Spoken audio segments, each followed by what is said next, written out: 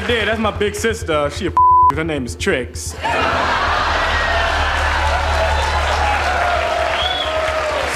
Stand next to her is my big brother. He a his name is Lucky Charms. You might know.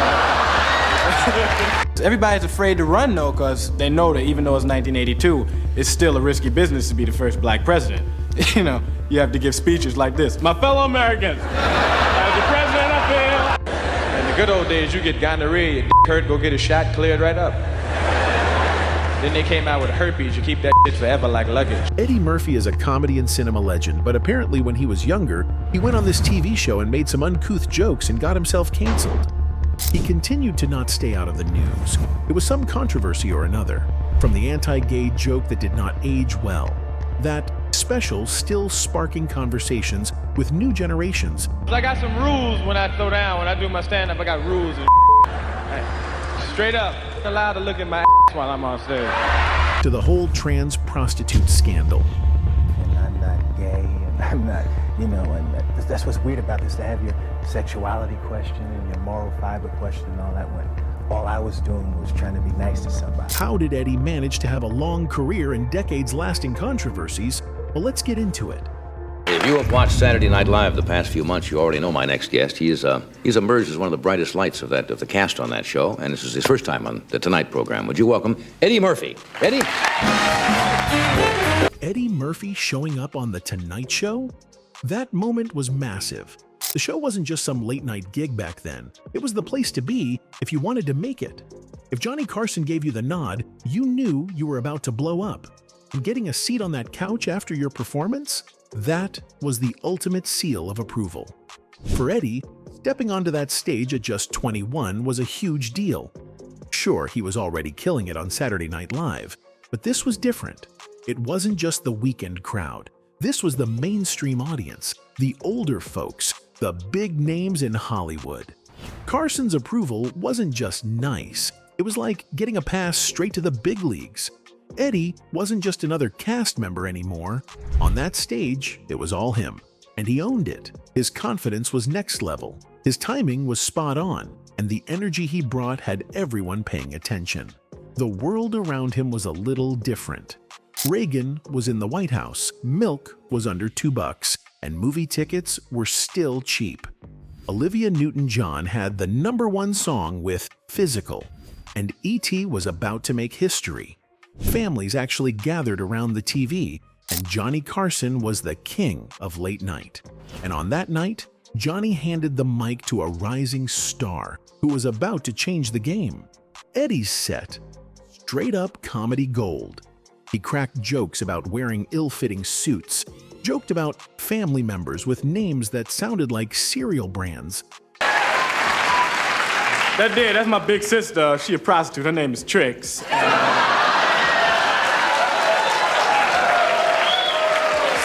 Stand next to her is my big brother. He homosexual. His name is Lucky Charms. You might know. And even imagined himself as the first black president, riffing on how the Secret Service would have to move differently for him. Oh, and he had the audience in stitches doing impersonations of cars with voices. Classic Eddie. The crowd? Obsessed. Carson? Definitely impressed. And the stage? Yeah, Eddie owned that moment. Everybody's afraid to run though, because they know that even though it's 1982, it's still a risky business to be the first black president. You know, you have to give speeches like this. My fellow Americans, as the president up here. So, while the audience was all in on Eddie, not everyone in the industry was exactly vibing with him. Some critics and behind-the-scenes people weren't sure what to make of him. His confidence? Too much for some. That bold, no-holds-barred comedy style? Yeah, it rubbed a few the wrong way. People talked about his ego, his arrogance. But Eddie? He didn't care. He wasn't trying to hide that side of himself. Later on, he'd say that what people saw on stage wasn't the whole story. It was a performance, a role. That swagger wasn't about showing off. It was about surviving. In an industry that wasn't about handing you the mic, you had to take it. I still live in the same neighborhood with the new car, and it's kind of tough, man. The other day I got inside the car and put the key in to start it up, and the car said, "Say, man, somebody stole your battery." That night on The Tonight Show wasn't just a solid performance, it was a statement, a shift. A young black comedian walked right into mainstream America's living room and made sure they never forgot him. He wasn't waiting for permission. He was rewriting the rules on the spot, with style, wit, and no second thoughts. I got some rules when I throw down. When I do my stand-up, I got rules and straight up. Eddie Murphy's early stand-up specials, Delirious and Raw, are known for their sharp humor and electrifying stage presence. But let's be real, some of the jokes didn't age well. Delirious starts with a pretty shocking 5-minute rant that includes some seriously problematic anti-gay comments. I'm afraid of people. Petrified. I have nightmares about people. He made jokes about how straight men could get from their girlfriends kissing friends, and even told people they couldn't look at his while he was on stage. At the time, the crowd laughed, but it also sparked major backlash from the LGBTQ+ community and AIDS activists. And one night they could be in the club having fun with their friend and give him a little kiss. Get home with their husband, and like 5 years later, Mr. Johnson, you have you go. Well, I'm not a homo. Back then, AIDS was still not fully understood, and a lot of people were still misinformed about how it spread. Eddie's jokes only added to the confusion, and critics didn't let it slide. When asked later if he was bothered by the protests, Eddie was pretty dismissive at first, basically saying it was what it was. The good old days, you get gonorrhea, you hurt, go get a shot, cleared right up. Then they came out with herpes, you keep forever like luggage. Over time, Eddie started putting some distance between himself and the stuff he said back in the Delirious era. Years later, he put out a full-on apology, saying he was way more informed now than he was back then. He said the jokes weren't funny, he wasn't anti-gay, and that he and his wife had even been supporting AIDS research. He'd lost people to the disease too, and admitted the black community had been hit hard by it. A lot of folks appreciated that he finally said something, but the old clips didn't magically disappear. That material kept following him around, and since Delirious kept popping up on TV and streaming platforms like it was just another classic comedy special, people who had no idea what was in it got hit with a serious dose of, "Wait, what?" The backlash came right back. Angry comments, one-star reviews, the works. By the time he sat down for that big network interview, Eddie wasn't dodging the convo anymore. He said, yeah, some of his old bits still made him laugh, but other parts? Straight up cringe. Watching them now, even he had those secondhand embarrassment moments like, wow, did I actually say that out loud? And when they asked if he regretted it all, he didn't flinch. He basically said, nope, no regrets. But he also didn't pretend it all aged well either. Some stuff made him wince, but he looked at it like old footage of a kid messing around, saying things with zero clue about how deep it could cut. Later, he explained that back then, he was young, kind of all over the place emotionally, and still figuring himself out. The way he saw it, he wasn't some evil mastermind, just a guy with a mic, some pain, and a lot of immaturity. He got that the world shifted, and honestly, so did he. The thing is, Delirious never really disappeared. It stayed on people's screens, but so did the conversation around it. What used to be labeled as bold or raw comedy, now it sparked real debates on what crosses the line. Eddie's been through all of it. Early fame, backlash, personal growth. And whether people forgave him or not, his story kind of proved that being iconic doesn't mean being perfect. It's what you do when the spotlight shifts that really shows who you are. Talking about being young and all over the place, it would be worth pointing out that he looked up to some figures who were also all over the place, like Richard Pryor. I was pissed off. I was so mad, I called Richard Pryor's house up and said, yo, Richard, Bill Cosby just called me up and told me I was too dirty. And Richard said, the next time motherfucker call, tell him I said, suck my dick. Eddie and Richard's dynamic was never all hugs and high fives. It was this weird combo of fanboy energy, big bro vibes, and low-key competition. Two comedy giants crossing paths at very different points in the fame game. Eddie was still that fresh-faced breakout from SNL, while Richard had already carved out legend status. No, Richard is the rawest in showbiz. Richard's the one that made me want to. Eddie worshipped the ground he walked on. When they ended up on the same flight once, Eddie was shook, but still bold enough to hand Richard his comedy album. And then, out of nowhere, Richard started laughing while listening to it, right there on the plane. Eddie was basically melting in his seat. By the time they landed, Richard even offered him a ride home, which for Eddie felt like a full-on seal of approval. I want to be Richard so bad, I used to go out on stage when I was 15 and talk and act and walk and do everything like Richard Pryor. My mother would sit there and watch her little 15-year-old son on stage saying some outlandish. But even when someone's your hero, that doesn't mean things stay smooth. Once the spotlight starts bouncing between two icons, things can shift fast. Once Eddie started racking up movie deals, selling out comedy tours, and basically running the box office, the energy shifted. According to Richard Pryor's former bodyguard, Rashan Khan, things got weird. He claimed Eddie was out here saying stuff like Richard used to get nervous when Eddie walked into a room, like he had him shook. How would Richard know you in the place? When did that happen? Or would you be sitting somewhere where Richard would see you and it would throw him off? Never, ever, ever happened. So that was a lie. And to folks close to Richard, that wasn't some harmless joke. It felt like a straight-up jab. Especially tough to hear considering Richard was already dealing with MS and couldn't really clap back even if he wanted to. People are still split about what actually went down. Some folks want to believe Eddie's soft-focus version of events, like that story about their first flight together. Others weren't buying it, especially after Khan's claims started floating around. It didn't help that Eddie's fame seemed to explode while Richard's health was declining, and he wasn't always getting the credit he deserved from the new king of comedy. They did end up on the same set for Harlem Nights, with Eddie calling the shots behind the camera and sharing the screen with his idol.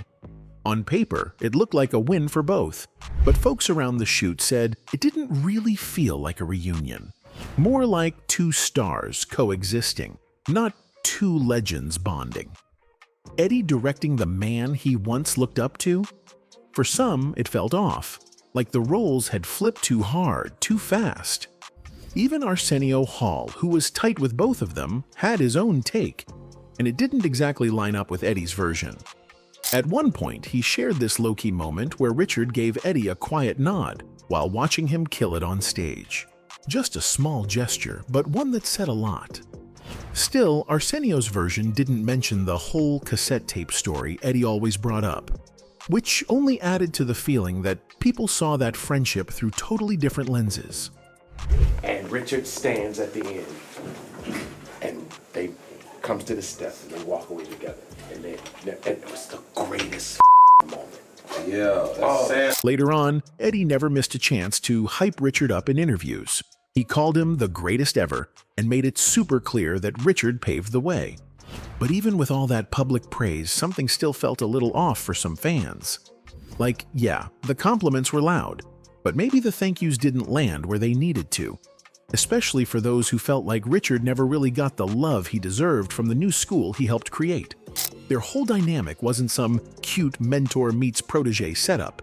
It was messy, real, and loaded, with ego, pressure, and two dudes trying to hold it down while the world watched. People always zoomed in on the drama, or the rare moments they teamed up, but under all that, it was about what it cost to be great, how weird it gets when legends share the same lane, and how fame makes it almost impossible not to bump heads eventually. No one ever fully knew if they were close or just respectfully distant. But one thing was clear, those two were forever locked into each other's story. Eddie ran the next chapter, sure, but Richard? He wrote the blueprint, and the space between them? That was just the gap between two different eras, trying to make room for each other. Have you ever sold one of these? Sell it yesterday to a collector. Get the fuck out of here! Somebody else has said it. By the time the late 80s rolled around, Eddie wasn't just famous, he was everywhere. Big screen hits, back to back. He was that guy. And once the momentum kicked in, he started calling more of the shots on his own projects, including Coming to America. But what looked like a fairy tale on screen was way messier behind the scenes.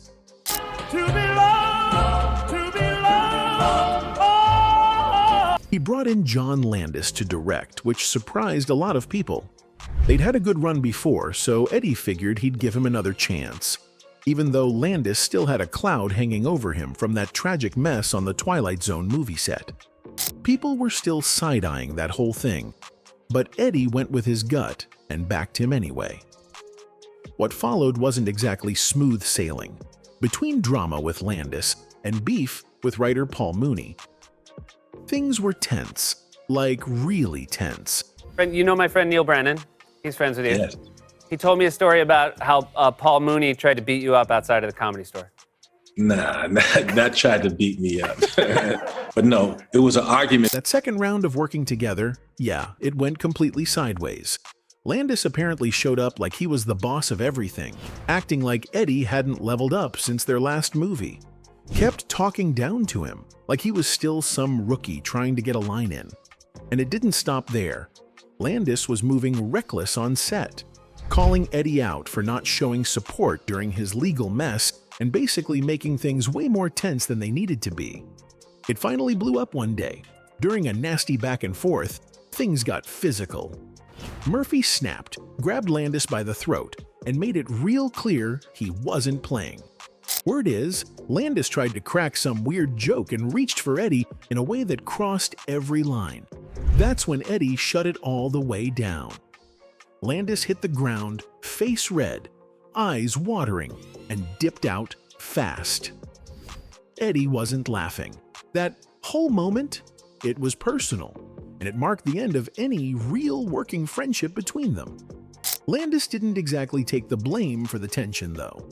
He pointed the finger at Eddie, calling him unprofessional and saying it was his behavior that sparked the drama.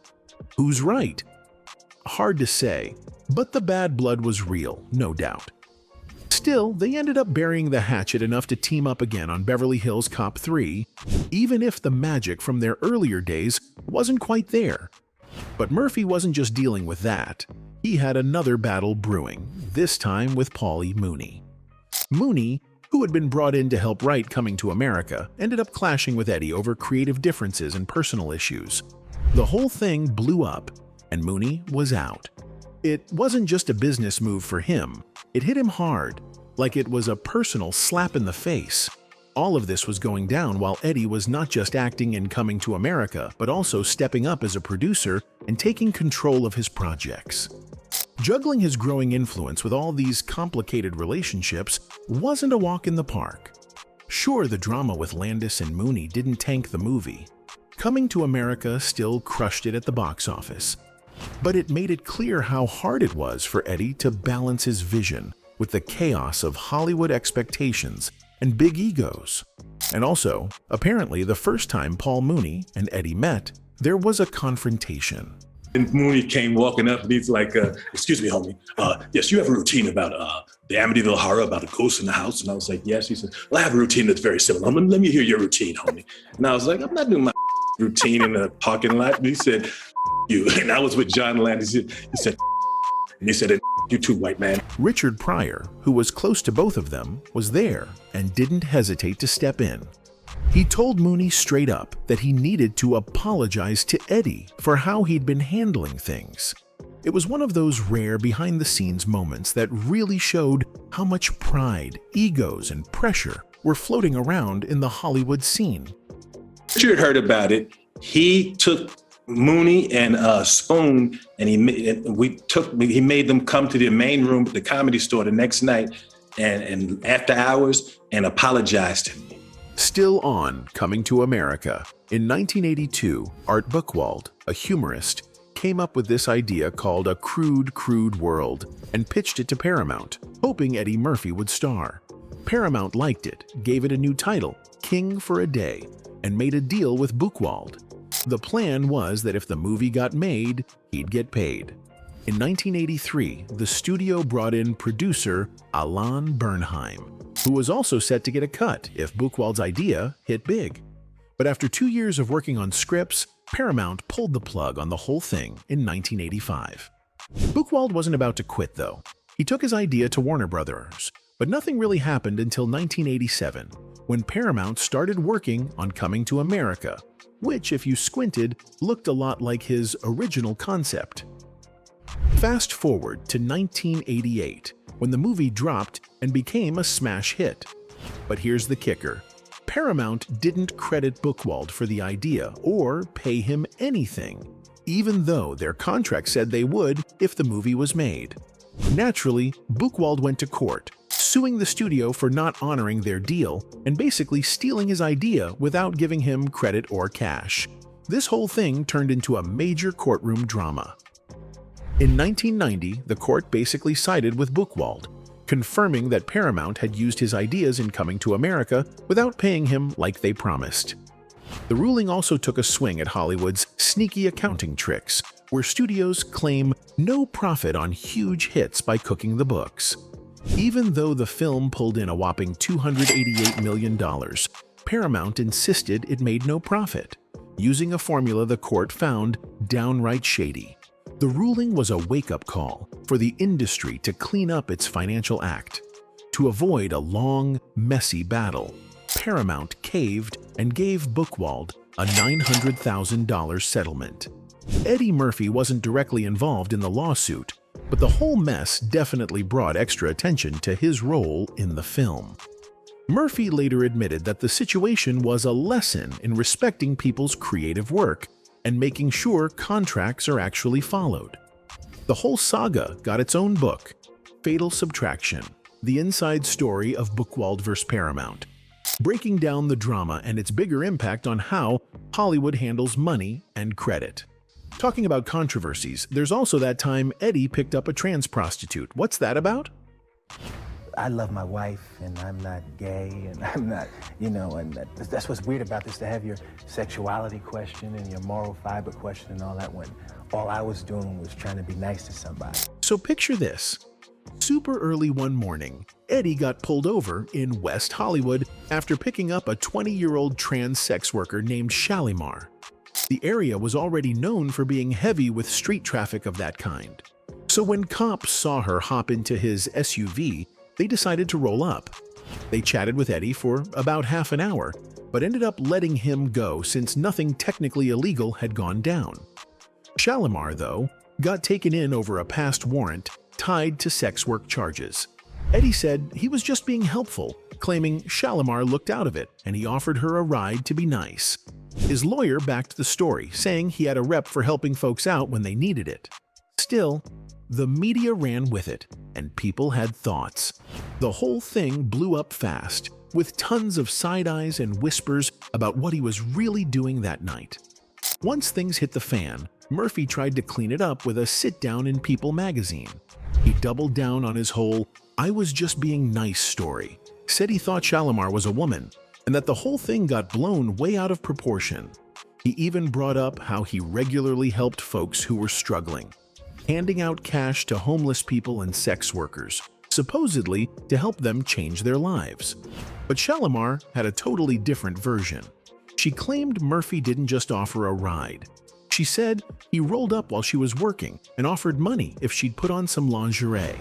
Then, the National Enquirer swooped in, bailed her out for $15 grand, and got the exclusive. She said Eddie even chatted about bedroom stuff during their short drive. That didn't sit well with Eddie. He clapped back legally, suing the Enquirer and Globe for basically dragging him through the mud. Eventually, he settled with the Globe and dropped the Enquirer case, even covering their legal bills to just end it all quietly. Almost a year after everything went down, things took a heartbreaking turn. Shalimar died after falling from the 5th floor of her building. Cops said she'd locked herself out, tried getting in from the roof using a towel of all things, and it ended in tragedy. They ruled it an accident, but it was just sad. As for Eddie, that whole situation stuck to him like glue. People clowned him for it. The press wouldn't let it go, and even though he kept booking work, that moment stayed in the background, messing with how folks saw him for a long time.